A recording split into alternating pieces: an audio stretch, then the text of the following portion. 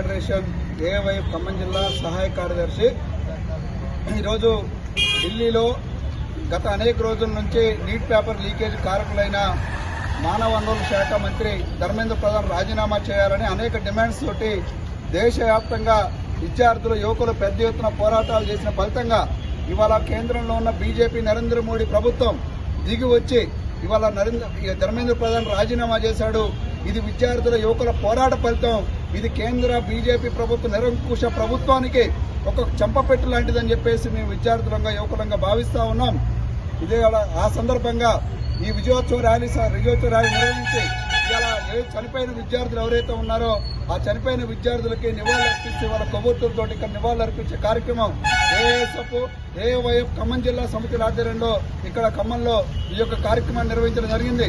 ఎప్పటికైనా ప్రభుత్వం కేవలం కేంద్ర మంత్రి రాజీనామా చేయడమే కాదు, ఖచ్చితంగా ఎన్టీఏ సంస్థని నేషనల్ టెస్టింగ్ ఏజెన్సీ సంస్థ చేయడం వల్లనే అది బీజేపీ ఆర్ఎస్ఎస్ వాళ్ళ జేబు సంస్థగా మారింది. దాన్ని పూర్తిగా అమ్ముకున్నారు. 21 లక్షల మంది విద్యార్థుల జీవితాలని ఆ సంస్థ ఆడుకుంది. కాబట్టి ఆ సంస్థని రద్దు చేయాలి.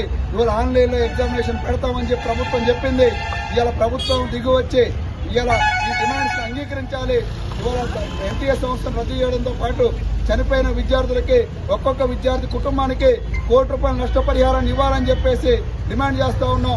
దాంతోపాటు ఇవాళ విద్యార్థులపైన అక్రమంగా కేసులు పెట్టారు, దాడులు చేశారు. వెంటనే ఈ అక్రమ కేసులన్నింటినీ కూడా వెనక్కి తీసుకోవాలి. విద్యార్థులపైన దాడులు చేసిన వాళ్ళు, టియర్ గ్యాస్ ప్రయోగించిన వాళ్ళు, బాంబు దాడులు చేసిన వాళ్ళందరినీ కూడా వెంటనే ఆ పోలీసులందరినీ కూడా పూర్తిగా ఉద్యోగాల నుంచి తొలగించాలని చెప్పేసి ఇలా డిమాండ్ చేస్తా ఉన్నాం. ఈ డిమాండ్స్ అన్ని పరిష్కారం అయ్యేంత వరకు భవిష్యత్తులో విద్యార్థులు యువకులు పెద్ద ఎత్తున ఇంకా ఈ ప్రభుత్వం మీద ఉద్యమాలను కొనసాగిస్తామని చెప్పి ఈ సందర్భంగా తెలియజేస్తూ ఇలా ప్రభుత్వానికి వ్యతిరేకంగా గత అనేక రోజుల నుంచి విద్యార్థులు దేశవ్యాప్తంగా పోరాటాలు చేస్తున్న విద్యార్థులకి ఇలా ఏఎస్ఎఫ్ ఏవైఎఫ్ అండగా ఉండి ఆ పోరాటాల్లో ప్రత్యక్షంగా జంతర్ మంతర్లో కావచ్చు, ఇవాళ అనేక ప్రాంతాలలో కూడా ఏఎస్ఎఫ్ ఏవైఎఫ్ కానీ వామపక్ష విద్యార్థి యువజన సంఘాలు మొదటి నుంచి ఉద్యమంలో చాలా క్రియాశీలక పాత్ర పోషించాయి.